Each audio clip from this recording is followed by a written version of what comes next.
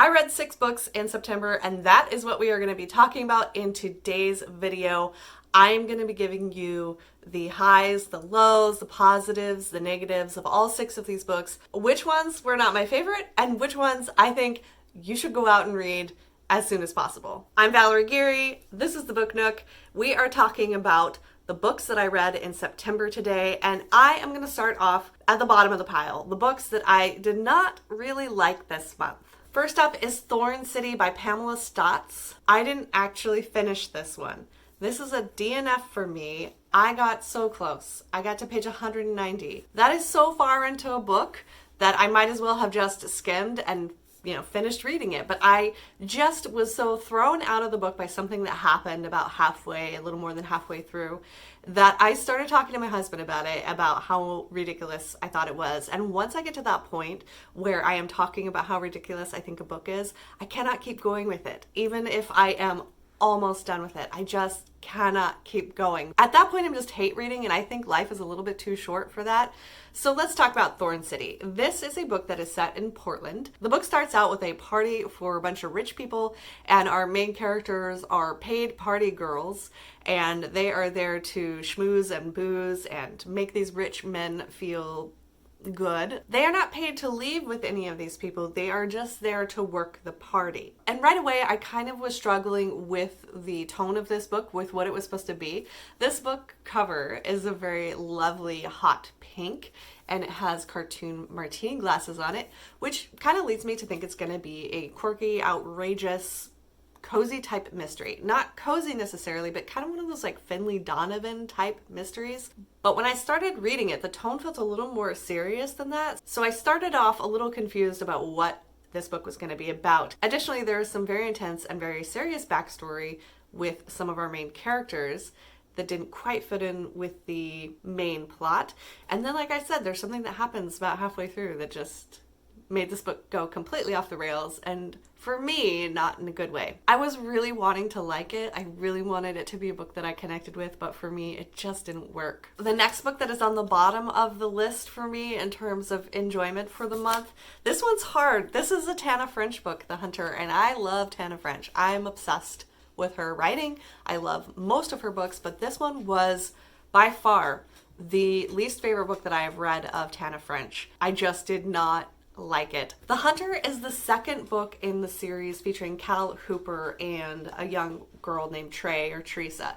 The Searcher was the first book that came out with the character Cal Hooper, and I loved The Searcher. It was very different from what Tana French had been doing before with her Dublin Murder series, and along with The Witch Elm, very different vibes, very different style, but I really loved the character of Cal Hooper. I loved the unique relationship between him and this young girl Trey who comes to him for help. I love the fact that he was like a fish out of water in this small Irish town. He's an American cop, a retired American cop coming to this Irish town, and nobody really wants him there. And he's investigating a murder that everybody's trying to keep under wraps. And the dynamics in The Searcher were just really interesting. And it was classic Tana French, a lot of really lush details, and a lot of really intricate emotional connections between the characters. Cut to, she needed to write a sequel. I don't know who asked her to write a sequel, because I feel like The Searcher should have been the only book that we got of Cal Hooper and Trey. I feel like even though I love those characters so much and the dynamic between them, that The Hunter just didn't really have the power, the emotional gravity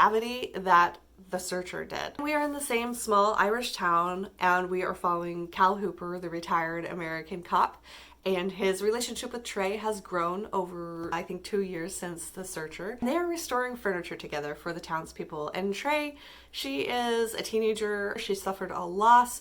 She doesn't really have a father figure in her life. Cal Hooper is her father figure, and he's kind of helping her out, trying to get her on her feet, trying to have her expand her world and grow outside of this small Irish town. Then her no good, nothing of a father returns and wreaks havoc on this town and this girl's life. He comes strolling back into her life with all these grand plans. He says that he met this Englishman who had family on the island and knows where gold is, and all they need to do is invest. It's a big old scam that upends everything in this town. The balance that they had struck in this town, the secrets that they have decided to keep, everything just explodes when Trey's father returns, promising everybody that they're going to get rich quick. There were some elements in here that I still really loved. Tana French, she can write and she can draw you in and really put you in a time and a place, really put you inside the people's minds. And we still got a lot of that in here. But for me, it just felt a little watered down. There wasn't as much intensity with the characters. There wasn't as much intricate dynamics. There were a lot of scenes where I was like, just talk to each other. Just say the words. Stop acting like you don't care about each other, because you do, and just say the things that need to be said. And if the things had been said, then this 430-page book would not have needed to happen. We could have just said the things in the first 10 pages and gone about our day. So yeah, I think that this was just super disappointing for me as a Tana French fan. I think that I would only recommend this if you have already read The Searcher, and if you're a Tana French fan, if you loved Cal Hooper and his dynamic with Trey in The Searcher, then you may enjoy The Hunter.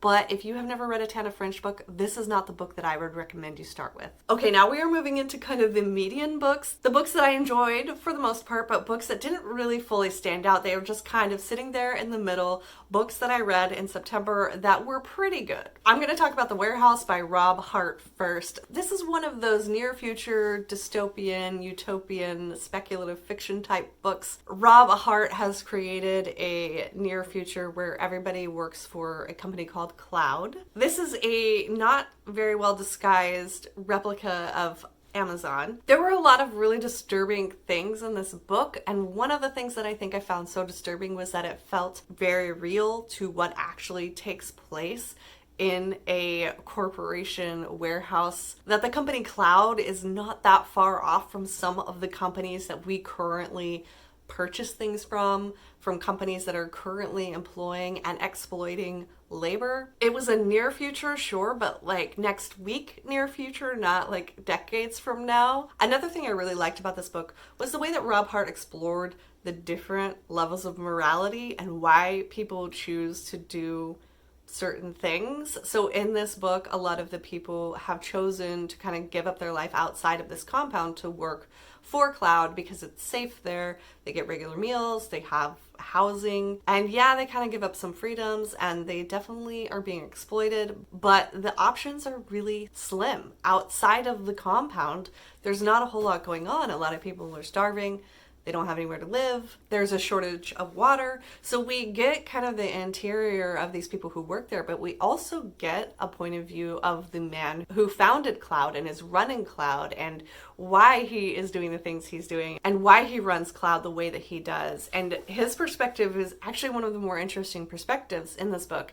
Again, very disturbing, very distressing, and partly because you can say, oh yeah, he's, not a bad guy. He's just trying to look out for the communities and for the people. He just wants to give people a chance to live and thrive and work and contribute to society, and yet there are some questionable choices that he makes and some questionable things that he's asking his employees to do. There were times when I felt like Rob Hart could have pushed a little harder. He could have made things a little bit more disturbing. He could have challenged the status quo a little bit. I think I would have liked to see that a little bit more. But overall, I found this book to be pretty well done, pretty thought-provoking, exciting at times. I'm not sure it's my favorite speculative future, near future dystopian type book, but I think that there were some world building elements in here that will really stick out to me for a long time. And I think that's kind of what he did well in here, is in building a world that felt distressingly real. Oh, we are moving into like spooky season reads, and so I picked up The Ex-Hex by Erin Sterling. This is a romance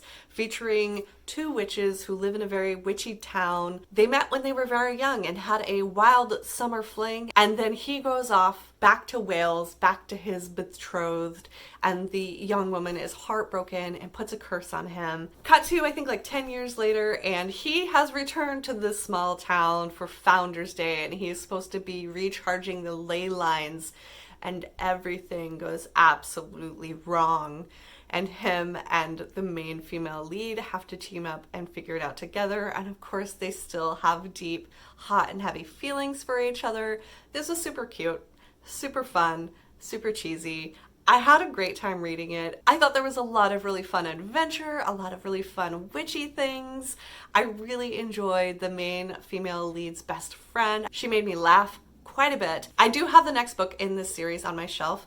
I believe it's called The Kiss Curse, and I think it features Gwen, the best friend, in this book, and I'm very excited to read it. I wanted to start with this one because I wanted to get the background of the town and the history and everything before I jumped into the second book. I don't think you have to read them in order, but I am one of those people who likes to read them in order so that you can get the whole vibe and the whole effect and how all the relationships come together.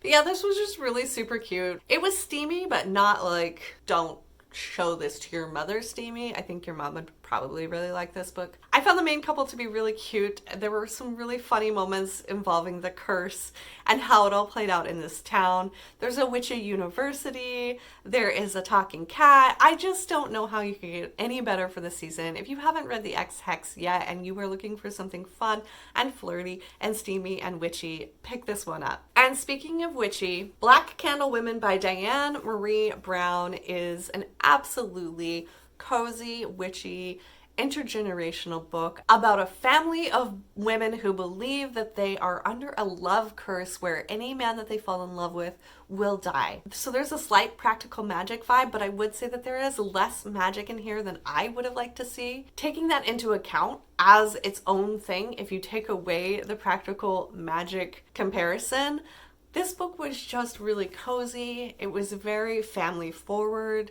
You have several generations of women living together in a house in LA, trying to take care of each other. One of the women really believes in this curse, and she is really trying to protect her daughter from falling in love and from getting hurt the way that she got hurt, and that just turns into all sorts of trouble. There's a lot of communication issues within this family. There is some hoodoo magic and some just really funny, poignant moments between the sisters, between the mother-daughter relationship. There's a grandmother who is telling the backstory of the curse and how it came to befall this family. I don't know if I just read this at the perfect time where I just needed something cozy and something quieter, something very internal, something very interconnected between characters. But this book just kind of found me at the right time. It was a little bit slower. At the end, I did kind of wish there had been a little bit more dramatic rising and falling in terms of emotions and in terms of the curse,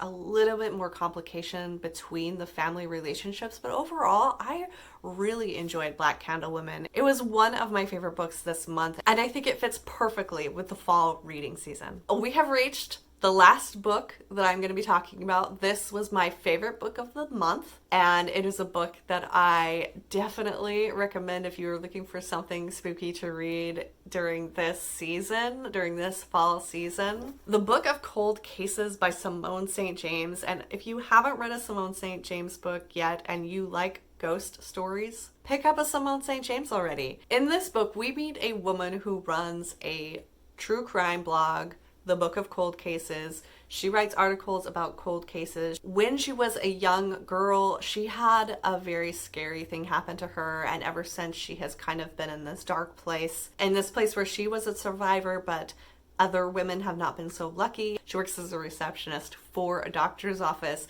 and at night she does research for cold cases and writes articles on her website about cold cases. One day at the doctor's office, a woman that she recognizes walks in, and she's like, oh my gosh, that woman is a notorious murderer who got away with it. And this woman lives in the same small town as our main character. She lives in this very epic haunted house in the woods on top of a hill overlooking the ocean, very creepy vibes. And our main character decides, hey, wouldn't this be a super great get for my blog if I interviewed this woman who hasn't talked to anybody in like 20 or 30 years since she was acquitted for murder? She's supposed to be this very dangerous serial killer, and so our main character decides to dive in and see what she can find out. And so begins this very haunted, very spooky story of a woman uncovering the truth about what happened many, many years ago in this small town, and the fear that she has to face as she is finding out the truth about what this woman did. This definitely has some very supernatural elements to it. It was not as spooky as some of Simone St. James's books that I've read in the past, but I did really enjoy the atmosphere and the setting and how we had a haunted house. And I liked the way that the story unfolded, how we got little bits and pieces of the past as we're moving through the present. So this is definitely my pick for September. This is my favorite read for September. But I would say you now have 3 very excellent options for spooky reading. We have a very cozy, intergenerational, family first book, Black Candle Women. You have a steamy, cute, funny, witchy romance, The Ex-Hex, and you have a very spooky haunted house serial killer ghost story. If you had to pick between The Ex-Hex, Black Candle Women, or the Book of Cold Cases, which one would you pick up to read during spooky season? Let me know in the comments. I can't wait to hear which one of these 3 you are interested in reading. And then also, tell me what you read in September. Tell me what's good. Tell me what you enjoyed. Tell me what you loved. Tell me what you hated. That's it for me for now. Thanks for watching. I'll see you next time.